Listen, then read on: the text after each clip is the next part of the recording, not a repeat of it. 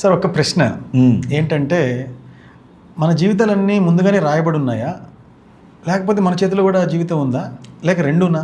Okay, బా ఎంత గొప్ప ప్రశ్న అడిగారు గురువు గారు. మీ పేరులోనే గురుత్వం ఉంది. మీ ప్రశ్నలు అన్నీ కూడా ఎంతో అద్భుతమైనటువంటి ప్రశ్నలు. ఎందుకంటే ఇది ప్రతి ఒక్కరికి వస్తుంది. డెస్టినీ ఉందా అంటే మన తలరాత రాయబడి మనం ఇక్కడ దాని ప్రకారం ఇక్కడ జీవిస్తున్నామా, లేకపోతే మనకి స్వేచ్ఛ, ఫ్రీ విల్ అనేది ఉందా? ఇక్కడ మనం చూస్ చేసుకుంటూ ఒక ఎంపికలు చేసి మన జీవితాన్ని ఇక్కడ జీవించవచ్చా? సో ఇది ఎప్పుడు కాన్ఫ్లిక్ట్ ఉంటుంది. కానీ ట్రూత్ వచ్చేసి కాంబినేషన్. ఎట్లా అంటే ఈ తలరాత ఉంది, తలరాత అనేది లేకుండా ఉండదు. ప్రతి ఒక్కరికి ఒక తలరాత ఉంది. ఎందుకంటే లేకపోతే ఎట్లా జరుగుతుంటాయి? అవును, ఈ తల్లి గర్భంలోనే ఎందుకు పుట్టాం మనం? ఎన్నో లక్షల కోట్ల తల్లి గర్భాలు అవైలబుల్గా ఉన్నాయి, కానీ ఈ తల్లి గర్భంలోనే మనం ఎందుకు పుట్టాము? సో ఎందుకు ఇలాంటి పరిస్థితులు మనం అట్రాక్ట్ చేస్తూ వచ్చాం? మన జీవితం ఒక విధమైన ఒక ప్యాటర్న్లో వెళ్తూ ఉంటుంది. ఇది ఎందుకు ఇలా జరుగుతుంది? ఇవన్నీ తెలుసుకోవాలంటే ఇది తలరాత గురించి తెలుసుకోవాలి. ఈ తలరాత మనమే రాసుకుంటామని కూడా తెలుసుకోవాలి. వావ్, మన తలరాతని మనమే రాసుకుని వస్తున్నాం. మనం ఆత్మ స్థితిలో ఉన్నప్పుడు, అంటే ఎటువంటి శరీరం మనం లేకుండా ఈ శరీరాన్ని ఇంకా ధరించినప్పుడు, అంటే తల్లి గర్భంలో ఇంకా రాలేదు, అంటే మనం వేరే లోకాల్లో మనం ఇంకా మన డిజైన్ చేసుకుంటాం. లైఫ్ డిజైన్ మనమే చేసుకుంటాం. ఏ తల్లి గర్భంలో పుట్టాలి, ఆత్మ ప్రణాళిక అంటాం, సోల్ ప్లాన్ అంటాం. ఇప్పుడు మూవీ తీస్తున్నాము, ఆ మూవీకి మనకి స్టోరీ కావాలి, యాక్టర్స్ అంత కమెడియన్స్ అండ్ ఆర్టిస్ట్ ఎవ్రీవన్ కావాలి, అందరూ కావాలి, మ్యూజిక్ కావాలి, ప్రొడ్యూసర్లు కావాలి, అందరూ కావాలి. సో అక్కడ మనం ఏర్పాటు చేసుకుంటాం. ఈసారి నా స్క్రిప్ట్ ఇది, ఈ స్క్రిప్ట్లో ఇవన్నీ నాటకమే. ఇక్కడ అంతా మనం ఆల్రెడీ అక్కడ రాసేసుకుని వచ్చాం మన స్క్రిప్ట్ అంతా. మన స్టోరీ అంతా రాసుకుని మన తలరాత అంటాం దాన్ని. మన సోల్ ప్లాన్, మన ఆత్మ ప్రణాళిక. ఇక్కడ మంచి బ్లాక్ బస్టర్ మూవీ ఇక్కడ రిలీజ్ చేసుకోవడానికి మనం ఇక్కడ జీవించడానికి వచ్చాం అనమాట. దాంతోపాటు ఎంతోమంది మనతో పాటు వస్తారు అనమాట. నేను నీకు వాలంటీర్ చేస్తాను, నీకు శత్రువుగా నేను పుడతాను, నీకు మిత్రువుగా పుడతాను, లేకపోతే నీకు బంధువుగా పుడతాను, నీకు అన్న తమ్ముళ్ళుగా పుడతాము. ఇవంతా ఎంచుకుంటాం, మన పాత్రలను ఎంచుకుంటాం. ఇది ఒక పెద్ద సినిమా ఇక్కడ. అందుకే మన అన్నమాచార్య కీర్తనలు కానీ, మనం రామదాసు కీర్తనలు, వీటిలో మనం వింటూ ఉంటాం అనమాట. ఇదంతా కూడా ఒక ఈ నాటకం, ఇక్కడ ఒక గొప్ప నాటకం. ప్రతి ఒక్కళ్ళు కూడా నటిస్తున్నాం ఇక్కడ, బాగా నటించాలి కూడా. ఎందుకంటే ఈ నాటకం అయిపోయిన తర్వాత మనంతా పాత్రలను తీసేస్తాం. మనమంతా మళ్ళీ ఆత్మలమే. అక్కడ ఏమీ నేను ఇండియను, నేను ఇది, నేను అది, నేను అవన్నీ ఉండవు. నేను గొప్పవాడిని, నేను అందరూ ఒకటే.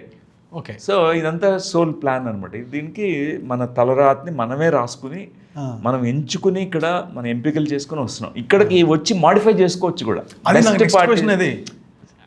ఇక్కడికి వచ్చి సినిమా తీసి కూడా స్టోరీ మార్చుకోవచ్చు, అప్గ్రేడ్ చేయొచ్చు, డౌన్ గ్రేడ్ చేయొచ్చు. కొంతమంది తొందరగా ఫినిష్ చేసేసుకుంటారు వాళ్ళ ప్రాజెక్ట్స్.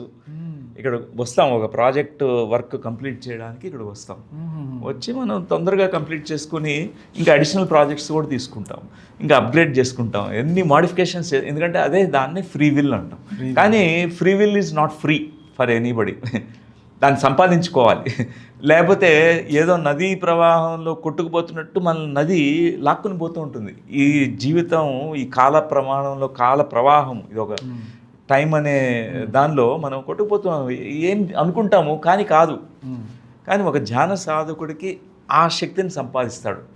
తను ఏది అనుకుంటాడో దాన్ని సఫలీకృతం చేసుకునే, సార్థకత చేసుకుని, దాన్ని మేనిఫెస్ట్ చేసుకునే ఆ శక్తి వాళ్ళలో ఉంటుంది. నాకు ఒక పెద్ద కళ ఉంది, ఆ కళ ఇక్కడ సాకారం చేసుకోవాలంటే ఆ కళకి కావాల్సినటువంటి బ్యాక్గ్రౌండ్ శక్తి కావాలి నాకు. దానికి తట్టుకుని, ఆ ఛాలెంజెస్ తట్టుకొని దాన్ని కరెక్ట్గా ఇక్కడ మేనిఫెస్ట్ చేయాలి, మెటీరియలైజ్ చేయాలి. దానికి కావాల్సిన ఎనర్జీని సంపాదించుకోవాలి. మెడిటేషన్లో ఎనర్జీ వస్తుంది, cosmic energy, విశ్వశక్తి. Great.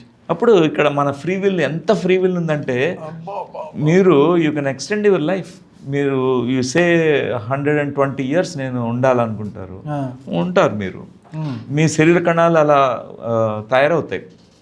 You are the master of this body, you are the master of your mind. ఇది కనుక అందరు నేర్చుకుని హాస్పిటల్స్తో అవసరమే లేకుండా మనకుండే ఏ రుగ్మతలైనా ఏ రోగాలైనా మనమే సెల్ఫ్గా హీల్ చేసేసుకోవచ్చు. అంతే మానసిక జనిత జబ్బులే 99% మానసిక జనిత జబ్బులు.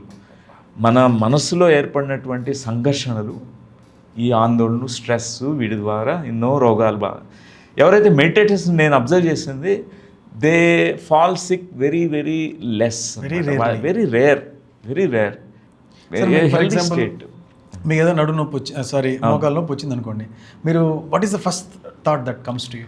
First thing is I observe that because this pain is a message for me. Okay, ఊరికే రాదు కదా, మోకాలు నొప్పి వచ్చింది, దానికి ఒక కారణం ఉంటుంది. ప్రతి ఒక్కటి కార్యకారణ సంబంధమే.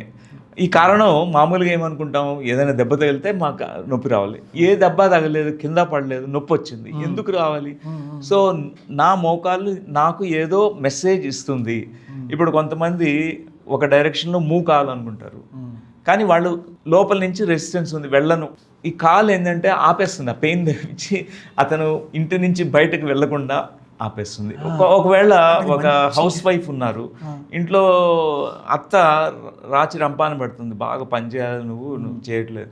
ఆవిడకి ఆ బరువు బాధ్యతలు, ఆ పని చేయడం అనేది నిరంతరము చాలా కష్టం. నడుము నొప్పి, దట్స్ ద బెస్ట్ సొల్యూషన్. నడుము నొప్పి ఉందని అత్తగారు చెప్పచ్చు, డాక్టర్ దగ్గరికి వెళ్తే L4 L5 disc problem, bed rest తీసుకోవాలి, కంప్లీట్ బెడ్ రెస్ట్.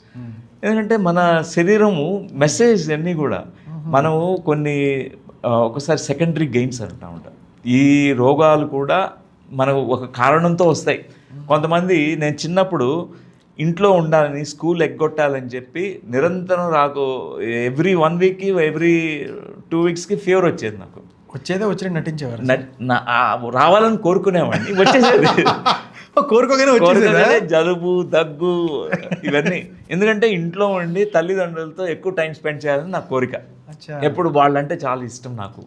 స్కూల్లో అంతా ఎగ్గొట్టాలని, ఇంట్లో ఉండాలని ఎప్పుడు I want my mother to hug me, my mother to just pamper me. So ఇట్లా కూడా ఉంటుంది. ఎందుకంటే మన రోగాలన్నీ కూడా మానసిక జనిత జబ్బులు. ఒక్కసారి ఈ మెడిటేషన్తో ఈ మైండ్ ఎప్పుడైతే ప్రశాంతంగా అవుతుందో, మన సాధన చేసుకుంటుంటే కంప్లీట్గా మన ఎనర్జీ తీసుకుంటాం. నెంబర్ 2 ఈజ్ మన యొక్క ఆలోచన క్రమము మొత్తం నెగటివ్ నుంచి పాజిటివ్గా మారిపోద్ది, పాజిటివ్ నుంచి జీరోగా మారిపోద్ది. ఆ జీరో స్టేట్లో ఎంత శక్తి ఉంటుందంటే, ఆ శక్తి మనల్ని, మన శరీరాన్ని ఏం హీల్ చేయాలో అదే చేసుకుంటాం.